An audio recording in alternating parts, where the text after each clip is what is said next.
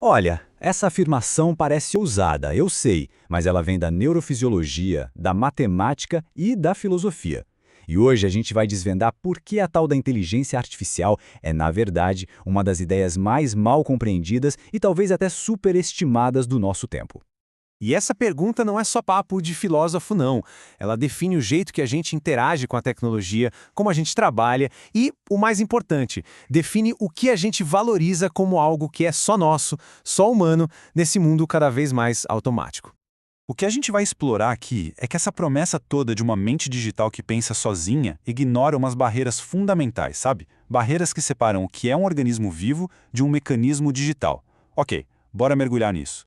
Nesta nossa análise, a gente vai seguir aquela jornada de conexão de sempre. Primeiro, com a visão da coruja, para entender o porquê filosófico por trás dos limites da IA. Depois, com o escudo da mente, a gente vai ver o como o nosso cérebro é diferente.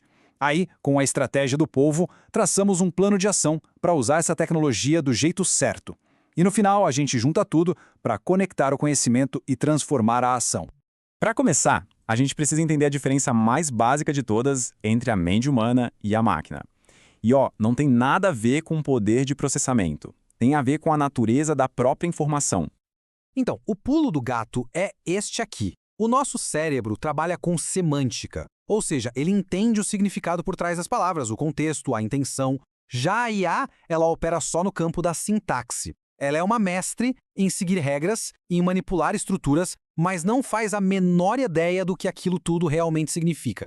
Ela pode até escrever um poema sobre amor, mas ela não sente absolutamente nada. E o legal é que essa ideia tem até nome. O que os pesquisadores chamam de informação godeliana é justamente essa camada de significado, de bom senso que nós humanos processamos. A IA, por outro lado, está presa na informação de Shannon, que só quantifica dados. Ela consegue contar as palavras num livro, mas não consegue entender história, sabe? E isso nos leva para um muro, uma barreira matemática que não dá para atravessar. A não computabilidade. Existem problemas e funções, como a nossa percepção e a intuição, que simplesmente não podem ser resolvidos por um algoritmo. Não importa o quão potente seja o computador. E o mais doido, o nosso cérebro opera nesse domínio o tempo todo, naturalmente. Agora vamos sair um pouco da filosofia e mergulhar na biologia, para ver como essa diferença toda se manifesta na estrutura física do nosso cérebro. Pensa assim, um computador é 100% digital, certo? Zeros e uns. O cérebro, não. Ele é um sistema híbrido. Ele tem a parte digital, que são os disparos dos neurônios, tipo zeros e uns. Mas, e aqui está o segredo, ele também tem uma camada analógica, os campos eletromagnéticos que essa atividade toda gera. E é nessa fusão que surge o que os cientistas chamam de espaço mental, um campo que unifica a nossa experiência e serve de base para a consciência. E é desse sistema híbrido que nascem qualidades que os algoritmos simplesmente não conseguem simular. A plasticidade, que deixa o nosso cérebro mudar fisicamente conforme a gente aprende. A contextualização, que faz com que cada resposta nossa seja filtrada por um ponto de vista único, de uma vida inteira. E a intuição e a crença, que nos permitem saltar além dos dados, coisa que a IA, por definição, não consegue fazer. E essa citação ilustra perfeitamente a maior diferença de todas, a ambiguidade. Na síndrome do membro fantasma, uma pessoa sente dor num braço que nem existe mais. A sensação subjetiva e o dado objetivo estão em conflito total. Um computador digital daria tela azul com essa contradição.